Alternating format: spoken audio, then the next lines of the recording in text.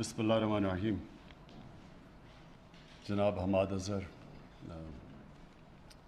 Minister energy, ambassador naan wrong, اور state grid کے شنباؤ president. میں آج اس اوکیزن پہ سب کو مبارک دینا چاہتا ہوں جنہوں نے 2018 سے اب تک تیزی سے یہ پروجیکٹ کو مکمل کیا. ہمیں پتہ ہے کہ یہ 2013 سے شروع تھا پروجیکٹ, لیکن اس کے اوپر کوئی کام تیزی سے نہیں ہو رہا تھا, اور اس دوران میں پچھلے 3 سال میں بڑی تیزی سے کام ہوا. اور یہ جو آج ہم نے اس کی انوگریشن کی ہے ٹرانسمیشن لائن کی, 800 تقریباً 80 کلومیٹر, اور مٹیاری سے لاہور تک.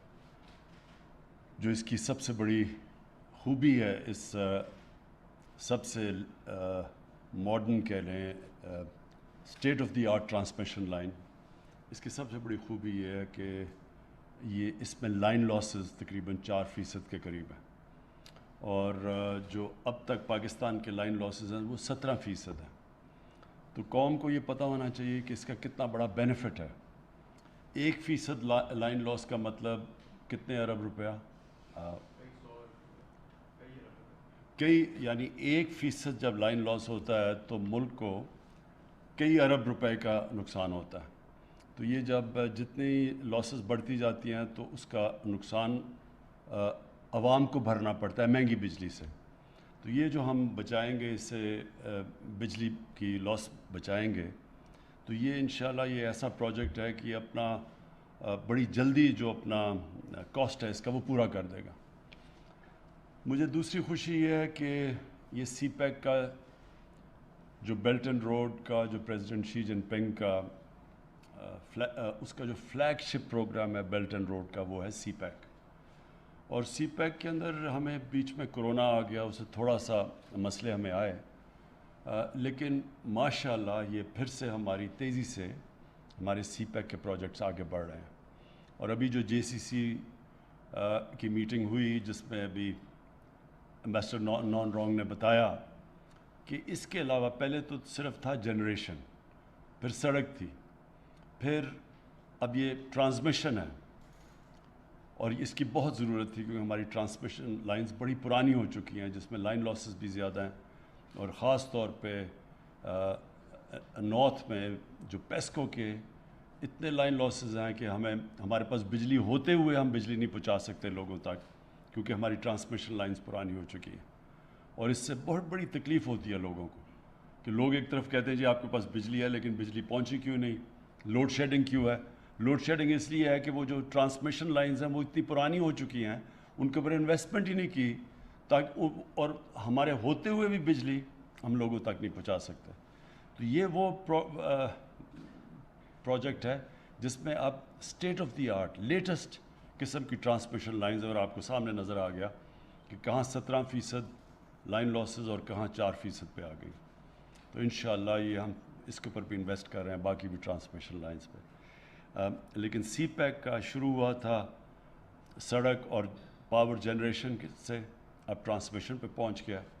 اور اب جو اگلا ہمارا راستہ ہے وہ ہے انڈسٹری کا. انڈسٹریلائزیشن کے بغیر ملک میں وہ دولت نہیں آ سکتی جس سے ہم نے قرضے چڑھائے ہوئے ہیں اپنے اوپر, وہ قرضے واپس کر سکیں. وہ جب تک ویلتھ کریشن ہوگی, دولت میں اضافہ ہوگا ہی تو ہم قرضے واپس کریں گے. جس طرح ایک گھر ہے, گھر جب مقروض ہو جاتا ہے تو گھر اپنے قرضے کیسے اتارتا ہے, پہلے آمدنی اپنی بڑھاتا ہے, آمدنی بڑھتی ہے تو وہ قرضے واپس کرتا ہے.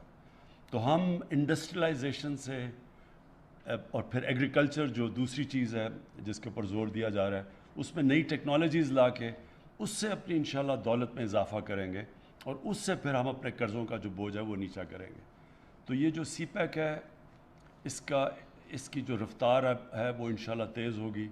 بیچ میں ہمیں مسئلے آئے, اور جس طرح میں نے کہا کہ کرونا کی وجہ سے بڑے مسئلے آئے, کیونکہ ساری کمیونیکیشن رک گئی ایک وقت, ٹریول بینز ہو گئے ہیں, آپ جا نہیں سکتے. اس کے بڑے یعنی اللہ نے ہمیں کافی امتحانوں میں ڈالا, جس میں جب ہم ریکور کر رہے تھے تو کرونا کا آ گیا, اور کرونا سے سپلائی چین ساری افیکٹ ہو گئی. دنیا میں کموڈٹی پرائسز اوپر چلی گئی ہیں. تو یہ جو قیمتیں بڑھی ہیں وہ اس لیے کہ کرونا کی وجہ سے سپلائی چینز افیکٹ ہوئی، ساری دنیا میں کموڈٹی پرائسز، کھانے پینے کی چیزوں کی قیمتیں بڑھ گئی. تو یہ عارضی طور پہ ہے. انشاءاللہ جس طرح بھی ویکسین لگتی جا رہی ہے اور پھیلتی جا رہی ہے اور کرونا کا جو خوف ہے وہ کم ہوتا جا رہا ہے، اور ہمیں امید ہے، ہم کہہ نہیں سکتے، 4 تو کرونا کے ویوز آ چکے ہیں، تو امید ہے کہ انشاءاللہ یہ اس کے بعد جو ویو ہوگا وہ بڑا کم ہوگا. آئیں گے تو صحیح، لیکن اگر ہم نے ویکسین لگا لی تو کم ہوگا. تو اس سے انشاءاللہ سی پیک کے بھی پروجیکٹس تیز ہو جائیں گے، اور ہمیں یہ جو بھی عارضی طور پہ مشکل پڑی ہوئی ہے مہنگائی کی، یہ بھی انشاءاللہ نیچے آ جائے گی. تو میں پھر سے آج اس پروجیکٹ کے اوپر سب کو، اسٹیٹ گرڈ کو بھی، اپنی جو ہمارے لوگوں نے کام کیا اس کو بھی، سب کو میں آج خراج تحسین پیش کرتا ہوں. شکریہ.